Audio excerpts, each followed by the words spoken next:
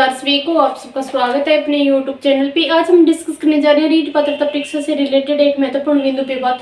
वो बिंदु हमारा रहेगा कि कम समय में ज्यादा क्वेश्चन अटेंड कैसे करें, पेपर को सोल्व कैसे करें, कॉलम को कैसे भरें। तो ये समस्या क्या है कि जो फर्स्ट बार एग्जाम दे रहे हैं उन सबके सामने बहुत बड़ी समस्या है। तो इसी समस्या को देखते हुए मैंने क्या कि सोचा छोटा सा एक शॉर्ट वीडियो बना देती हूँ, पेपर को सोल्व कैसे करना है। फर्स्ट पार्ट किसका रहेगा? साइको का। Second language first, third language second, fourth maths और फिफ्थ ईवीएस। आपको सोल्व कैसे करना है पेपर सबसे पहले, यानी कि सबसे पहले किस सब्जेक्ट को करना है? तो सबसे पहले आपको करना है लैंग्वेज फर्स्ट। अगर आपकी लैंग्वेज फर्स्ट हिंदी है तो आप हिंदी को करना, क्योंकि हिंदी हम क्या कि पहली क्लास से लेकर हमने जेबीटी करी है या बीएसटीसी करी है या बीडी जो भी करी है, तो हम क्या है कि हिंदी पढ़ते आए हैं। तो इसलिए हमें सबसे पहले किसको करना है? हिंदी को करना है, क्योंकि हिंदी के 30 क्वेश्चन है और अच्छे ढंग से अगर आप करोगे, थोड़े से कॉमन सेंस के आधार पर भी करोगे, तो भी क्या है कि आप 28-29 नंबर तो ले ही सकते हो। तो इसलिए जो कैंडिडेट्स फर्स्ट बार एग्जाम दे रहे हैं तो उनको सबसे पहले हिंदी को करना होगा। उसके बाद क्या है कि आप ईवीएस लेना। उसके बाद कौन सा सब्जेक्ट? ईवीएस, क्योंकि ईवीएस में ज़्यादा कोई कॉमन सेंस, ज़्यादा माइंड का यूज नहीं करना होता है। जो जैसे कि आपसे पूछ लिया जाएगा कि हमारा राष्ट्रीय खेल कौन सा है, तो वो आपको याद होगा तो आप 1 मिनट में कर दोगे। या पूछेगा जैव विविधता दिवस कब मनाया जाता है, मान लो कि यूसीएन है, इसका मान लो कि संपूर्ण नाम क्या है। तो आप इस प्रकार के क्वेश्चन दिए जाएंगे, या कोई दिवस पूछ लिया जाएगा, या कोई मेले या त्योहार पूछ लिए जाएंगे, तो बहुत डायरेक्ट क्या कि आपको याद होगी तो आप क्या कि आसानी से एक चुटकियों में कर दोगे। इसमें क्या कि ज़्यादा समय आपको नहीं लगता है। तो इसलिए क्या कि अगर आप इस सब्जेक्ट को भी थोड़े से अच्छे ढंग से करोगे तो आपके क्या कि 25-26 नंबर का 25-26 क्वेश्चन के आप आसानी से अच्छे ढंग से कर सकते हो। फिर इसके बाद हम कौन से सब्जेक्ट को लें? तो अगर आपकी लैंग्वेज सेकंड संस्कृत है तो आप संस्कृत को लीजिए। अगर आपकी लैंग्वेज सेकंड संस्कृत है तो आप क्या कि 3 नंबर पर किस को करोगे? संस्कृत को करना। और उसके बाद क्या कि आप साइको लेना। उसके बाद कौन से सब्जेक्ट को लेना? साइको को लेना, क्योंकि साइको में थोड़ा सा क्या है कि भी माइंड का यूज करना पड़ता है, ऐसे क्वेश्चन से नहीं होते। तो साइको में अगर आपसे अवस्था से संबंधित भी कोई क्वेश्चन पूछ लिया कि तूफान काल की अवस्था कौन सी है, तो इसमें भी अगर आपने फर्स्ट बार साइको पढ़ी है तो इसमें क्या थोड़ा सा सोचने का पड़ेगा भी कौन सी अवस्था हो सकती है और होती कौन सी, वो किशोर अवस्था होती है। और ये तूफानी काल की अवस्था किसी ने कहा था? स्टेनले हॉल ने कहा था। तो इस प्रकार से क्या है कि थोड़ा सा क्या कि माइंड लगाना पड़ता है। तो साइको में क्या है कि थोड़ा सा आपको समय देना होगा। तो इसलिए क्या कि अगर आप मान लो कि हिंदी आपकी क्लियर हो जाएगी, ईवीएस हो जाएगी और संस्कृत हो जाएगी, 3 सब्जेक्ट हो जाएंगे, तो लास्ट में सिर्फ ओनली आपके पास कितने सब्जेक्ट रहेंगे? 2 ही रहेंगे, मैथ और साइको। साइको थोड़ा सा समय लेगा, तो इसलिए क्या कि आप थोड़ा सा आपको ये कन्फर्म हो जाएगा कि हाँ 3 सब्जेक्ट मैंने क्लियर कर लिया, अब तो 2 ही बचे हैं। और मैथ मुझे पता है कि आप 100 में से 50% ऐसे कैंडिडेट्स हैं, मात्र आपकी क्या कि मैथ में 5-6 टॉपिक आपने अभी तक क्या कि रीड किए होंगे और टीचिंग मेथड्स की होगी। तो इसमें क्या कि आपको ज़्यादा प्रॉब्लम नहीं होगी।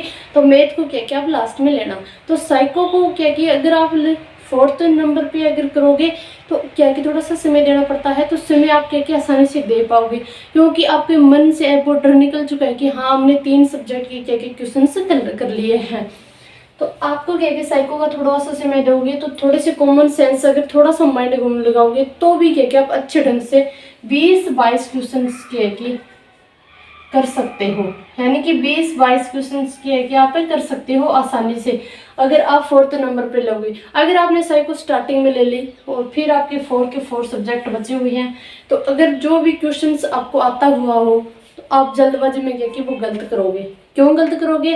कि आपको ये रहेगा कि जल्दी से है कि मैं कर दूं, मेरे और सब्जेक्ट भी मुझे करने हैं और भी करने हैं। तो अगर आपको कोई चीज़ आ भी रही है तो भी क्या क्या आप नहीं कर पाओगे। तो इसलिए क्या कि आप सबसे पहले हिंदी, उसके बाद ईवीएस, फिर आप लैंग्वेज सेकंड संस्कृत है तो संस्कृत कर दीजिए, अगर आपकी इंग्लिश अच्छी है तो इंग्लिश कर दीजिए। 4th नंबर पे क्या है कि आपको साइको लेनी होगी। और फिर 5 नंबर पे क्या लेनी है आपको? मैथ्स। और मैथ में भी सबसे पहले क्या करनी है? मैथ में सबसे पहले करनी है आपको टीचिंग मेथड्स। सबसे पहले आप सेक्शन वीडियो को करना, उसके बाद क्या है कि आप अन्य क्वेश्चन हैं वो उनको करना। तो इस प्रकार के क्या है कि आपको पेपर करना होंगे। फिर कैंडिडेट्स किस में गलती कैसे करते हैं पेपर सॉल्व करते समय।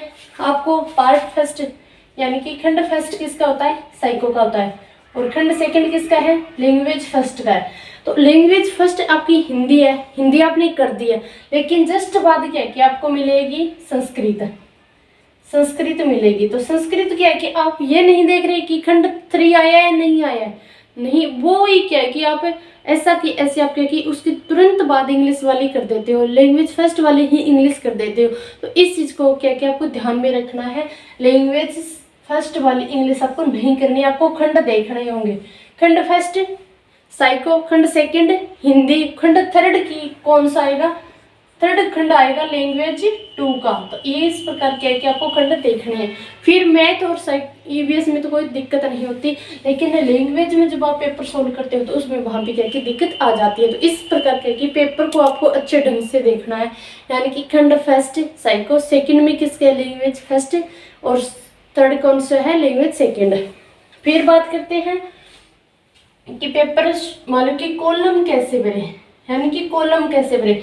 तो कॉलम कैसे होंगे, ए बी सी और डी, इस प्रकार क्या कि आपको कॉलम दिए हुए होंगे, यानी कि खंड फर्स्ट, खंड सेकंड, खंड थर्ड, खंड 4, 5 और 5 इस प्रकार दिए होंगे। तो अधिकतर बच्चे क्या करते हैं कि 5 क्वेश्चन क्या कि लगातार अगर आपने पेपर में सोल्व कर लिए और टिक लगा के रख लेते हैं कि 5-5 क्वेश्चन क्या कि मैं एक साथ कॉलम भरूँगा। तो ये गलती बिल्कुल भी मत कर देना, क्योंकि 5-5 कॉलम अगर आप एक साथ भरोगे 5 क्वेश्चन के, तो क्या है कि आप जल्दबाजी में क्या कि आप ये लगेगा कि किस समय कम है, जल्दी जल्दी भर देता हूँ।